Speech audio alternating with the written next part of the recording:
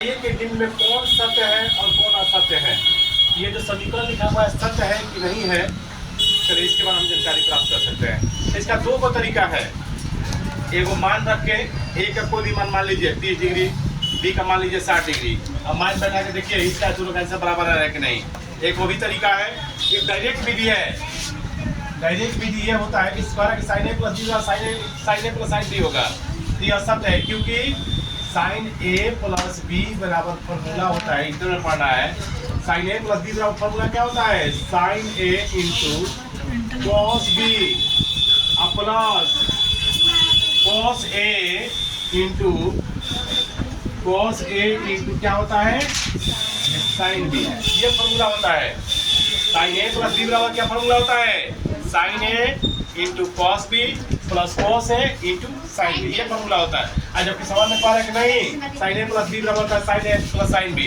ये गलत है ना, इसीलिए असत्य है। क्या है बच्चों, असत्य है। ठीक है, क्योंकि साइन ए प्लस बी बराबर इतना नहीं होता है सूत्र है। साइन ए प्लस बी बराबर इतना होता है। ठीक, उसके बाद थीटा के मान में वृद्धि होने से साइन के मान में वृद्धि होता है। चलिए दिखाते हैं। आपने जानते हैं कि साइन 0 डिग्री है। ठीक, तो 0 का मान क्या होता है, 0। याद किया आपने। साइन 30 का मान 1/2 मान क्या हो गया, बढ़ गया ना। 0 से क्या हो गया, 1/2 आ गया। यानी 0 बढ़ा तो 0, 20 बढ़ा तो 1/2 हो गया। एक उसके बाद कहना जो है सही है ना कि थीटा का मान वृद्धि होने से साइन का मान वृद्धि होता है। तो लिखेंगे सत्य है। क्या है, सत्य है, क्योंकि मान में क्या हो रहा है, वृद्धि हो रहा है। लेकिन कोस में एक बार देखिए, कोस में पहले 0 है तो 0 मान क्या है, 1।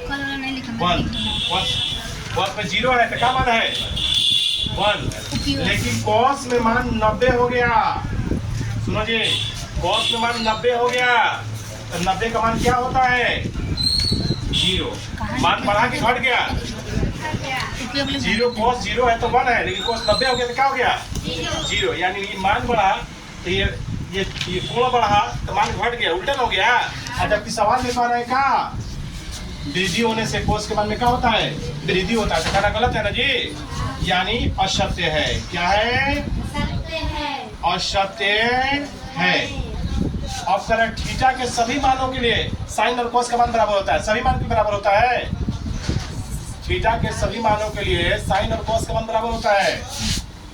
तो सुनिए, सिर्फ दुइयों का मान बराबर होता है। साइन थीटा और कोस थीटा का मान कौन, आप लोग याद किए होंगे कि एक मान बराबर होता है। सिर्फ साइन 45 का और कोस 45 का मान बराबर होता है। साइन 45 का मान क्या था, 1/√2। और कोस 45 का मान क्या था, 1/√2। तो कहना सबका मान बराबर होता है साइन कोस का। गलत है ना जी, सिर्फ एक मान बराबर होता है।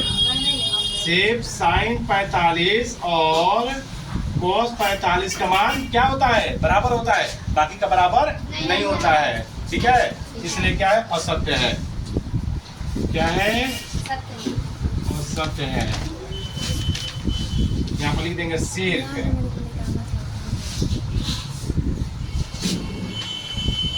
अब कह रहा है कि a बराबर 0 पर कोट ए परिभाषित नहीं है। सुनिए, कोट ए लिखा है तो a का मान कह रहा है 0 रखिए, 0 रखिए। कोट 0 का मान क्या होता है, इन्फिनिटिव। क्या होता है जी, याद किया है ना।